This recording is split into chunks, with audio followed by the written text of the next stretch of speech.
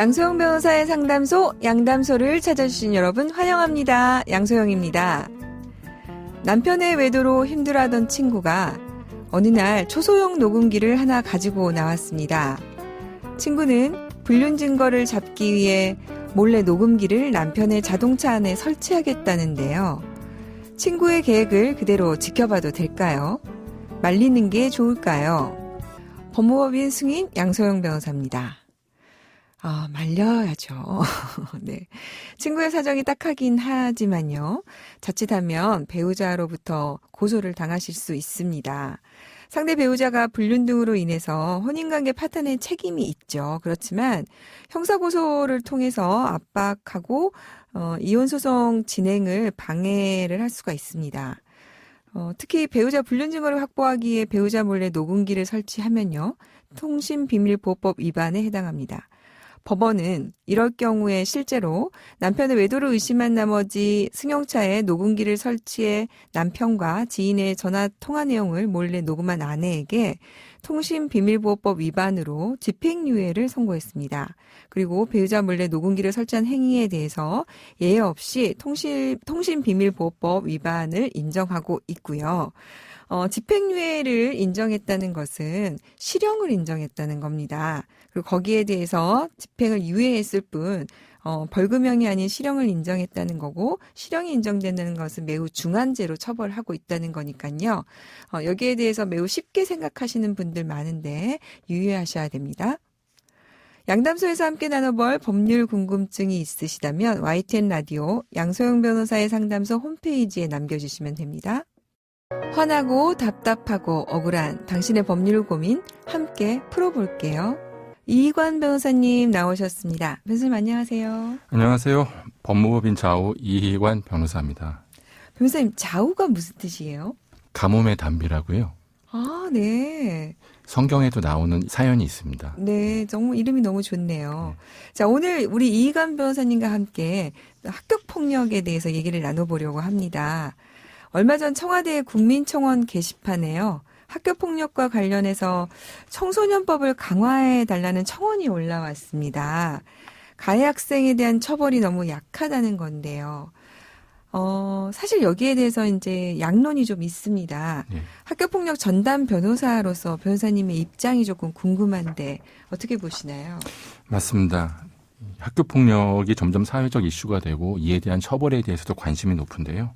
현장에서 보기에는 학교폭력의 경우가 워낙 다양한 형태이기에 처벌의 강화에 대해서 이를 일률적으로 접근하기보다는 어떻게 하면 개별 사안에 보다 적정한 처벌을 내릴 수 있는가를 고민하는 것이 더 필요할 것 같습니다. 네. 무슨 말인가 하면 앞서 청원의 경우도 가해 학생들이 학교폭력 행위에 비해 너무 처벌이 가볍다는 논지인데요.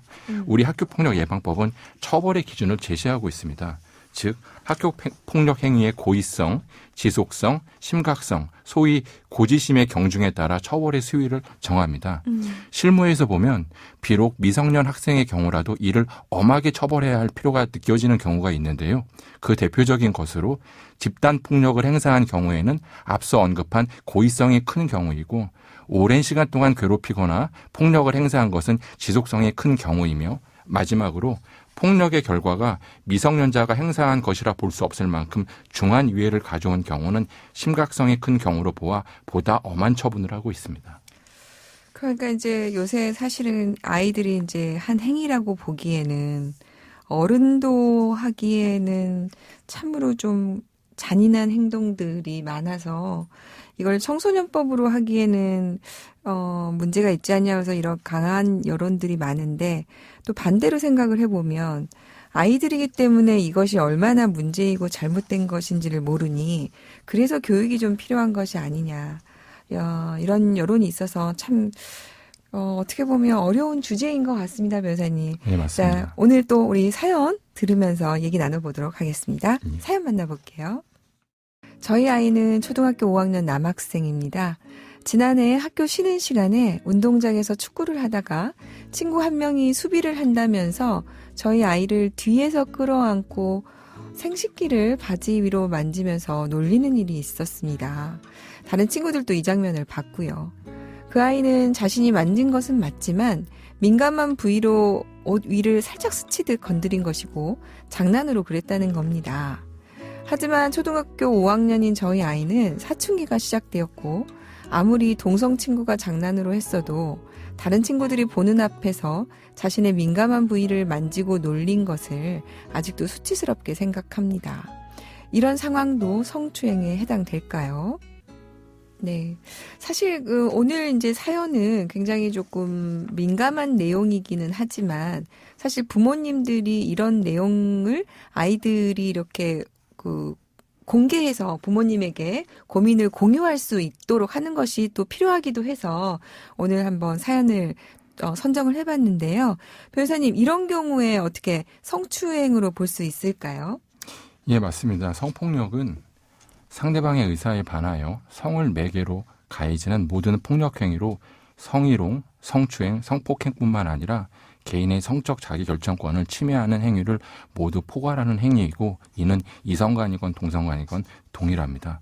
따라서 사안의 경우처럼 비록 운동 중이었다고 하더라도 비록 가해 학생은 그게 장난이라 하더라도 가해 학생의 행위로 피해 학생이 성적 수치심을 느꼈다면 이는 학교폭력의 하나인 성폭력 사안으로 볼 수 있습니다. 네. 최근 들어 초등학교뿐 아니라 중학교 및 고등학교에서도 동성 간의 성추행 등 성 관련 사안들이 종종 학교폭력 사안으로 이슈가 또 되고 있기도 합니다. 네.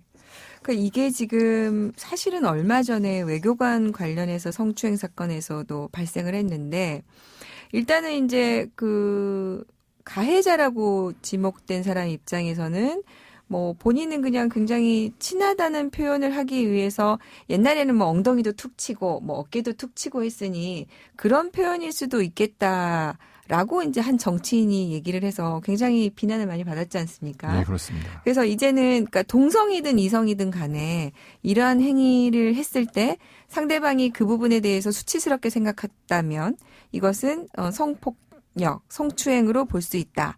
이제 하고 더군다나 이제 초등학교 아이들 같은 경우에 지금 5학년이면은 이미 성징이 나타나고 여기에 대해서 민감하게 느낄 수 있는 나이이기 때문에 맞습니다. 이 경우에 아이가 수치스럽게 생각했다면 이 부분은 성추행에 해당할 수 있고 그러면 이제 이게 또 학교 폭력의 문제가 될 수 있겠군요, 변호사님. 예, 그렇습니다. 네. 자, 그러면 이런 얘기를 부모님이 들었을 때 부모님은 어떻게 대처를 해야 될까요? 이 사안도 마찬가지고 학교폭력 사안이 발생하면 부모는 최대한 차분하게 아이의 이야기를 듣고 또 들어야 합니다. 네. 왜냐하면 여러 이유로 자녀가 부모에게 쉽게 말하지 못하는 경우가 있기에 이야기를 함께하며 자녀와 공감할 필요가 있습니다. 이거 정말 중요한 포인트 같아요. 변호사님 말씀 주신 거. 또 듣고 공감해 주는 거. 네. 또 한편으로 대화를 통해서 사실관계를 면밀히 파악해야 합니다. 그래야 보호자로서 학교폭력 사안과 관련된 자녀의 입장을 이후 절차에서 적절히 대변할 수 있게 됩니다. 네. 그리고 학교폭력 사안 중에서 피해 학생 부모의 역할이 특히 더 중요한 케이스가 두 가지 있습니다.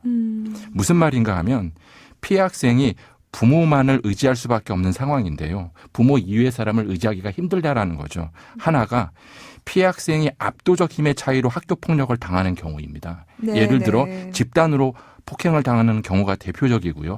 또 하나가 바로 이 사안과 같은 성 관련 학교폭력의 경우입니다. 이미 학생 스스로에게도 민감하고 자존감에 관계된 일이어서 부모 이외의 사람에게 쉽게 의지할 수밖에 없어 그럴 것입니다. 네. 근데 이제 또 가끔은 주의해야 할 거는 이런 것도 좀 있는 것 같아요. 그러니까 아이 얘기를 들었을 때 또 부모님이 거기 너무 본인의 감정을 이렇게 전가시켜서 본인의 경험을 거기에 또 전가시키는 위험은 또 하면은 안 되지 않나 이런 생각은 조금 있고 일단 변호사님 말씀해 주신 것처럼 아이가 편하게 자기 얘기를 다 끌어낼 수 있도록 공감해 주는 거 굉장히 좀 필요한 것 같습니다. 그리고 또 하나 말씀드리고 싶은 건 이 성 관련 사안의 또 특징이기도 한데요. 네네. 이 성 관련 사안은 피해 학생 입장에서도 밖으로 알려지는 것이 한편으로 꺼려질 수 있습니다. 그렇죠. 그러나 그렇다고 쉬쉬할 게 아니라 대외적으로 비춰지는 부분은 아예 아빠가 또는 엄마가 몫으로 할 테니 걱정하지 마라. 괜찮다 하면서 자녀를 응원하시고 한편으로는 가해 학생이 사과하려 할 때도 이를 피해 학생의 입장을 고려하면서 현명하게 받아들이는 것이 네. 아이를 위해서 좋은 선택인 것 같습니다. 이런 일이 생겼을 때 이제 피해를 얘기를 하면 가해 학생 부모님 같은 경우에 아니 애들이 장난으로 한 거 가지고 그걸 그렇게 처벌하려 드냐 그런 반응을 많이 보인다고 하는데 실제로 그렇습니까? 제가 교육청에서 학교폭력을 전담하는 변호사로 근무하면서 체득한 경험치가 하나 있습니다. 네. 무슨 말인가 하면요. 어느 학부모의 전화를 받거나 상담을 했을 때 딱 첫 마디를 들어보면 그분이 가해 학생의 학부모인지 아니면 피해 학생의 학부모인지 가늠할 수 있습니다. 네. 가해 학생의 학부모의 경우 대부분 첫 마디가 애들끼리입니다. 아, 애들끼리. 거의 예외가 없이 이렇습니다. 이는 곧 애들끼리 그럴 수도 있는 거 아니냐라는 그 부모의 인식을 나타내는데요. 네, 이는 피해 맞아요. 학생의 입장을 배려하지 않은 태도로 한편으로 참 안타깝습니다. 네. 그러나 아이들은 특히 나이가 어린 학생일수록 부모의 모습을 보고 자기 행동을 결정하는 경우가 종종 있습니다. 이는 학교폭력의 경우도 마찬가지인데요. 사안의 경중과 관계없이 가해 학생의 부모가 그 사안의 결론을 이렇게 아이들끼리 장난으로 치부한다면 가해 학생은 그러한 부모의 의사나 태도에 쉽게 종속됩니다. 그것은 어쩌면 가해 학생 자녀가 반성하고 성장할 수 있는 기회를 빼앗는 것이 될 수도 있고요. 물론 때에 따라서는 아이들끼리의 문제를 아이들 스스로 현명하게 풀어나가기도 합니다. 하지만 그렇다고 해서 학교폭력이 아니라고 할 수는 없지 않겠습니까? 그렇죠. 특히나 네. 이번 경우처럼 성에 관련된 이런 사안은 이성 간이건 동성 간의 문제이건 더욱더 피해 학생의 입장을 헤아려 볼 필요가 있습니다. 네. 사실 학교 폭력이 그 애들끼리지 뭐 어른끼리겠습니까? 그죠, 변호사님? 네. 그래서 이제 마지막으로 변호사님 말씀하신 것처럼 성교육이 굉장히 절실하다 이런 생각이 좀 드네요.